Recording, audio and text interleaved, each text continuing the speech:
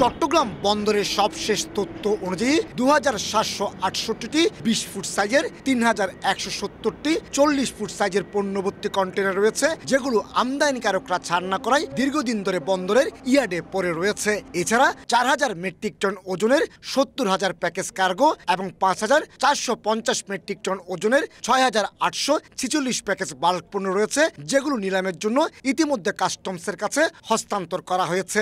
বছরের পর বছর এসব পণ্য নিলাম না হওয়ায় ইয়ার্ডের গুরুত্বপূর্ণ স্থান দখল করে আছে বলে অভিযোগ বন্দর কর্তৃপক্ষের। কন্টেনারের ক্ষেত্রে প্রায় ৬,০০০-এর উপরে কন্টেনার আছে আমাদের। এটা আমাদের গুরুত্বপূর্ণ একটা ইয়ার্ড অকুপাই করে আছে। এর বাইরে আমাদের এলসিএল কার্গো প্রায় ৭০,০০০ প্যাকেজ এবং আমাদের ব্রেক বাল্ক কার্গো সব মিলিয়ে আমাদের বিশাল একটা স্পেস দখল করে আছে।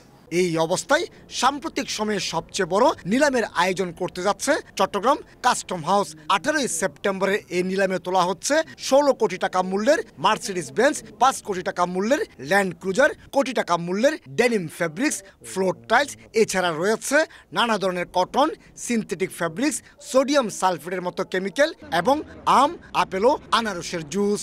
বিভিন্ন সময় এগুলি আমদানি করা হয়েছে, যে আমদানিকরা তার অনুকূলে খালাস নেয়নি, এবং এই কারণে যেহেতু এইগুলি রাষ্ট্রীয়ভাবে বাজেয়াপ্ত করে নিলাম করা হচ্ছে।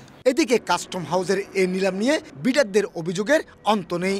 বিশেষ করে অনলাইনে টেন্ডার জমা দেওয়ার বিধান করা হলো পে অর্ডার জমা দিতে হবে সশরীরে।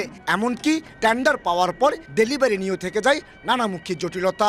এসব প্রতিবন্ধকতা থেকে মুক্তি চান অকশন বিডাররা।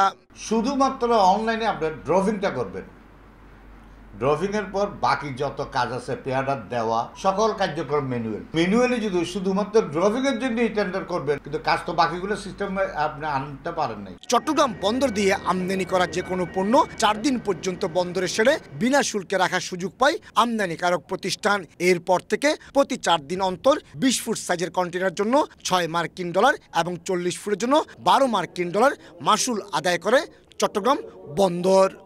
এমনিতেই চট্টগ্রাম বন্দরের শেডে বছরের পর বছর এসব পণ্য পড়ে থাকায় গুণগত মান নষ্ট হয়ে যায়। এর মাঝে বারবার নিলাম ডেকেও যখন এসব পণ্য বিক্রি হয় না, তখন পৌঁছে যায় একেবারে ধ্বংসের দ্বার প্রান্তে। আর এর ফলে নষ্ট হচ্ছে আমদানি মূল্য হিসেবে পরিশোধ করা হাজার হাজার মার্কিন ডলার। চট্টগ্রাম কাস্টম হাউসের অকশন শেড থেকে কমল দে, সময় সংবাদ।